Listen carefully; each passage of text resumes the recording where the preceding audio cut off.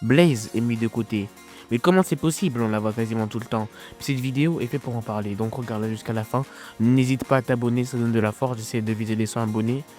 N'hésite pas à liker, partager si t'aimes bien. Commente le commentaire parce que ça donne beaucoup de force et j'aime bien lire les commentaires. Ça me motive. Bon, sans plus tarder, je vais vous expliquer pourquoi Blaze est mis de côté.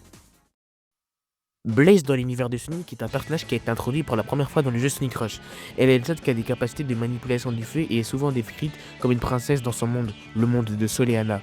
Blaze est connue pour sa personnalité sérieuse et déterminée, ainsi que son fort sens de l'honneur. Elle a été également jouable dans plusieurs jeux Sonic et elle a été souvent impliquée dans des histoires qui tournent autour de la lutte contre le mal et de son royaume. Blaze a plusieurs pouvoirs et capacités qui le rendent unique dans l'univers de Sonic. Voici quelques-uns de ses pouvoirs principaux. 1. La manipulation du feu. Blaze peut créer et contrôler le feu, ce qui lui permet de lancer des attaques enflammées contre ses ennemis. Elle peut également se protéger avec des flammes. 2. La vitesse et l'agilité. Comme de nombreux personnages de l'univers de Sonic, Blaze est extrêmement rapide et agile, ce qui lui permet d'esquiver les attaques et de se déplacer rapidement sur le champ de bataille. 3. La technique de combat. Blaze est une combattante qualifiée utilisant son agilité et ses capacités de feu pour réaliser des attaques surpuissantes et des puissantes et des combos. 4. La transformation. Dans Sonic Rush, Blaze s'est transformé, mais bref, j'en parlerai plus tard dans la vidéo, mais ça lui confère des pouvoirs surpuissants. Blaze vient d'une autre dimension, appelée la Soul Dimension. Elle est donc la dernière héritière d'une lignée royale. C'est donc la princesse du royaume de la flamme. Et elle doit garder les Soul Emeralds qui sont des Chaos Emeralds de la dimension de Soleanna. Donc si quelqu'un de malfaisant essaie de récupérer les Chaos Emeralds, ou plutôt les Soul Emeralds, ça sonne assez mal. Donc Blaze, elle apparaît dans Sonic Rush. Donc Blaze dans Sonic Rush doit récupérer les Chaos Emeralds. Donc Blaze doit récupérer les Soul Emeralds volés par Eggman et Eggman négatif. Ah, je vous ai eu, hein, vous avez cru que j'allais dire quoi.